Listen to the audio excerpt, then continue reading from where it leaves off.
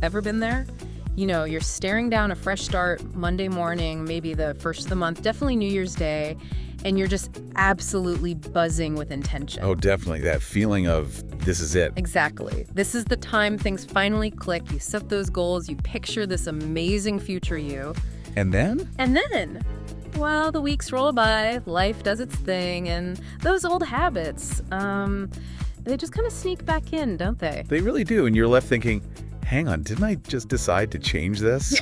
It's super frustrating. It really is, that gap between what we want and what we actually, do day to day. Yeah, we often know the what. It's the how, the sticking with it part. Yeah. That's the real beast. Okay, so let's unpack that frustration because today we're doing a proper deep dive into James Clear's Atomic Habits. Good stuff. Yeah.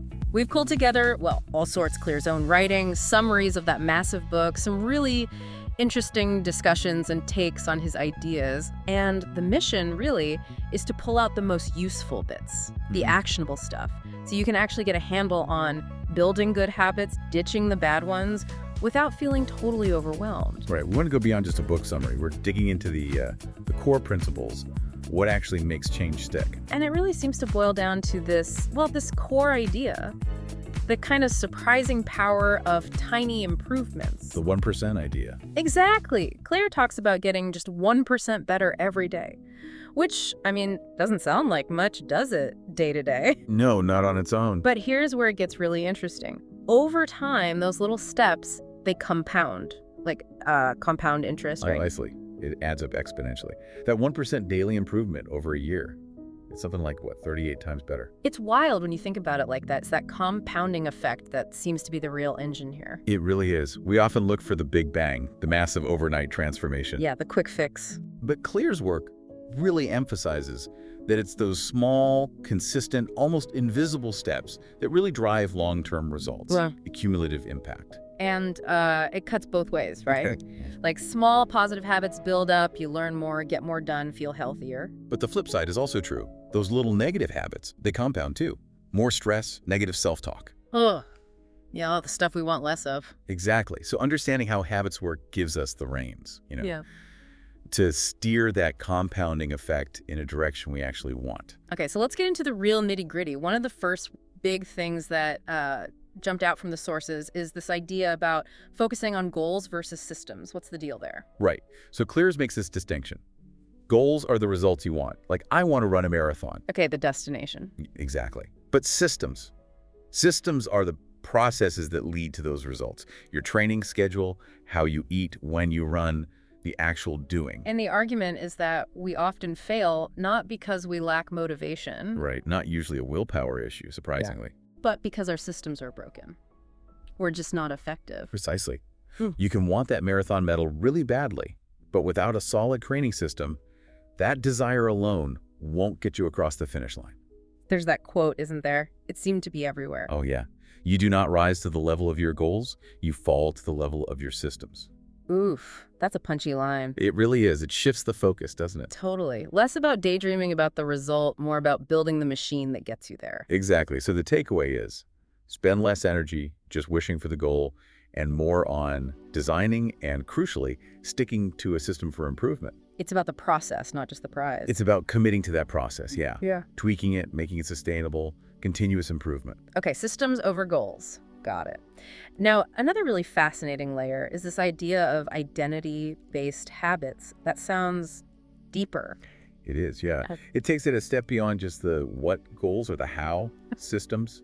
It focuses on the who. Who you want to be. Exactly. Clear suggests that the most powerful, lasting change comes from shifting your self-identity. So our current habits, they're basically reflecting who we think we are right now, consciously or not. That's the idea. Your actions are sort of an outward vote for the type of person you believe yourself to be. So to make real change, you need to start believing new things about yourself. Okay, but how do you actually do that? It sounds a bit abstract. How do you build an identity? Well, Clear breaks it down into a pretty simple two-step process. First, decide the type of person you want to be. Like, I want to be a healthy person, or I want to be a writer. Exactly. And second, and this is the crucial bit, prove it to yourself with small wins. Ah, okay. Small wins, not grand gestures. Right. It's not about just saying I'm a writer now. It's about taking tiny actions that reinforce that identity. So every action is like a little vote. A vote, exactly. A vote for the person you want to become. Doing a small habit consistently provides evidence, proof to yourself that you are that kind of person. Can you give an example, like the healthy person thing? Sure. So instead of just, I want to lose 20 pounds, which is a goal, Right. you shift to, I want to be the type of person who moves their body every day. That's the identity. Right. Then, the small win isn't hitting the gym for an hour straight away. It might be putting on your workout clothes or walking for literally 2 minutes after dinner. Just 2 minutes. Just 2 minutes. Yeah. But doing that consistently starts reinforcing the identity. I'm someone who moves. Then you build from there. That feels much less daunting. It's about embodying it bit by bit. And because it's tied to your sense of self, it tends to stick better long term. Right. Okay, that makes a lot of sense. So let's move on to the really practical framework. The 4 laws of behavior change. This feels like the engine room. It really is. It's all built around the basic habit loop. Cue, craving, response, reward. Can you quickly recap that loop? Sure. The cue is the trigger, something that catches your attention. The craving is the motivation, the desire for change or reward. The response is the actual habit you perform. And the reward is the satisfaction you get, which reinforces the loop for next time. Making it automatic over time. Exactly. And Clear turns this loop into 4 actionable laws for building good habits, and then gives us the inverse for breaking bad ones. Okay, let's tackle law 1, the cue. For good habits, it's make it obvious. For bad habits, make it invisible. Right. To make good habits obvious, first you need awareness. Clear suggests a habit scorecard, just writing down your daily actions to see what you're actually doing. Good, bad, neutral. Becoming aware of the cues already acting on you. Precisely. Then be specific about new habits. Use time and location triggers. The formula is basically, I will behavior at time and location. So not just I'll meditate more, but I will meditate for 5 minutes at 7 a.m. on the living room couch. Exactly. That clarity makes a huge difference. Another great technique here is habit stacking. Ah, yes, linking a new habit to an existing one. Right. After I current habit, I will new habit. Like, after I pour my morning coffee, I will meditate for 1 minute. The key is picking a really automatic current habit as the trigger. And for making bad habits invisible, it's basically removing the trigger. Pretty much. Environment design is huge here. If you mindlessly eat cookies, get them out of sight. Hide them, don't buy them. Make the cue invisible. We saw that example of removing snacks from the counter. Simple but effective. Totally. Claire also talks about one space, one use. Try not to mix cues. Don't work from your bed if you can help it. Don't scroll social media at your work desk. Keep the environments distinct. Yeah. He says environment is the invisible hand that shapes human behavior. Powerful idea. Okay, law 2. Craving. Good habits. Make it attractive. Bad habits. Make it unattractive. This is about motivation, right? Desire. Exactly. It taps into dopamine, that anticipation of reward. To make good habits attractive, focus on the benefits. Reframe how you think about them. So instead of, gotta exercise, think I get to build strength and feel energized. Precisely. Highlight the positive outcomes. And a really clever tactic is temptation bundling. Right, pairing something you want to do with something you need or should do. Yeah. After I habit I need, I will habit I want. So after I do 15 minutes of studying, I will watch 1 episode of my favorite show. Using the fun thing as an immediate reward for the less fun one. Exactly. It makes the need habit more attractive because it predicts the want habit. And the social aspect. That came up too. Oh, massively. We're tribal. Joining groups where your desired behavior is the norm makes it way more attractive. If everyone around you is reading, you're more likely to read. Makes sense. And making bad habits unattractive. Focus on the downsides. Really spell out the negative consequences of the bad habit. Maybe visualize what happens if you don't stop. Shift your mindset about what that habit actually costs you. Got it. Law 3. Response. Good habits. Make it easy. Bad habits. Make it difficult. This feels very practical. It's all about the law of least effort. We naturally gravitate towards what's easiest. So, for good habits, reduce friction. Like laying out your gym clothes the night before. Perfect example. Yeah. Or prepping healthy meals, keeping your running shoes by the door, putting a book on your pillow. Make the next action easy. And for bad habits, increase the friction. Make them harder to do. Right. Unplug the TV and hide the remote. Delete distracting apps from your phone's home screen. Add steps between you and the bad habit. Put the cookies on the highest shelf, maybe? Exactly. Anything that adds effort. Priming the environment also helps setting things up in advance so the good choice is the default. And the 2-minute rule fits here, doesn't it? Absolutely perfectly. When starting a new habit, make the very first step take less than 2 minutes. So read every day becomes read 1 page. Or do yoga becomes roll out my yoga mat, run 3 miles becomes put on my running shoes. It's about mastering the art of showing up. Make starting ridiculously easy. Yes, you can optimize later, but first, just make it easy to start. That builds momentum. Okay, final law. Law 4. Reward. Good habits make it satisfying. Bad habits make it unsatisfying. This closes the loop. Right. Our brains are wired to repeat rewarded behaviors.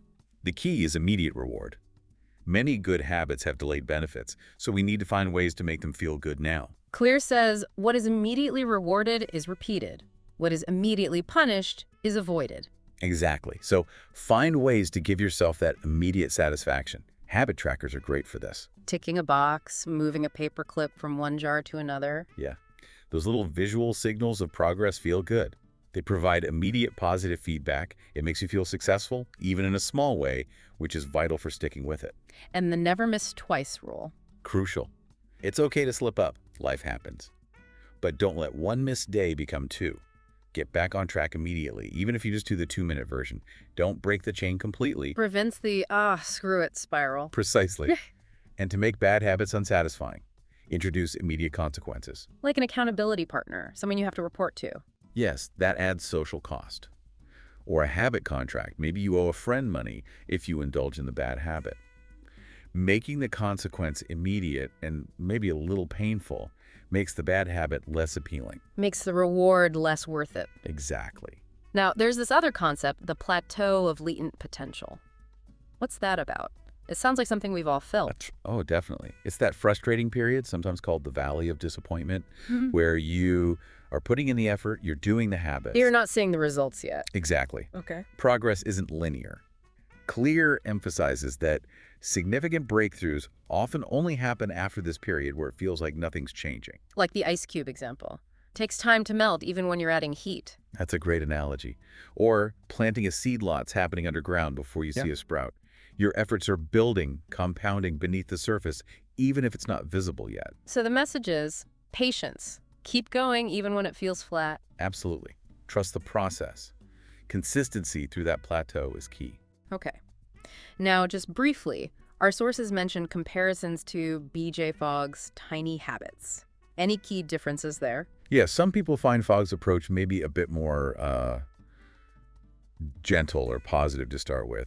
His BMA model behavior happens when motivation, ability, and a prompt converge. It's a slightly different way to frame it than Clear's loop. BMAP versus Q craving response reward. Right. And some discussions we saw suggested people found the make it tiny focus in Fogg's work maybe less intimidating initially. Interesting. And were there any sort of critiques of Atomic Habits itself that came up? There were a few points raised in some articles. One common one was whether the compounding effect of 1% is always quite as smooth and dramatic in real life as the math suggests. Right. Life isn't always a perfect exponential curve. Exactly. There can be setbacks. Plateaus might last longer than expected, so maybe a slight oversimplification there, some argued. But the core ideas still hold up. Overwhelmingly, yes. The feedback is that the fundamental principles, the 4 laws, identity, systems, provide a really powerful and practical framework, even if you acknowledge those nuances. Okay, cool. So let's try and wrap this up. If you had to boil it all down, what are the absolute must-remember takeaways from this deep dive into Atomic Habits? Okay, number 1, focus on your systems, not just your goals. The process is key. Got it. 2, build habits based on the identity you want to have. Who do you want to become? Vote for that identity with small actions. Exactly. 3, master the 4 laws. Make good habits obvious, attractive, easy, satisfying. And do the inverse for bad habits, invisible, unattractive, difficult, unsatisfying. The practical toolkit. Absolutely. And finally, number 4, be patient and consistent. Understand the plateau of latent potential and trust that small atomic habits compound over time. Brilliant. So lasting change isn't about finding some magic bullet or making massive heroic efforts all at once. Not usually, no. It's about those tiny, consistent choices day in, day out. They add up. It's the small hinges that swing big doors. That's a great way to put it. Play the long game. Have faith in those tiny shifts. So here's a final thought for you listening. Think about just one tiny, almost insignificant habit you could start today. Based on these ideas, maybe using the 2-minute rule. What's one ridiculously small action you could take right now to cast a vote for the person you want to become? Definitely encourage you to explore Clear's work more if this sparked something. Those little atomic tweaks, they can genuinely lead to remarkable places.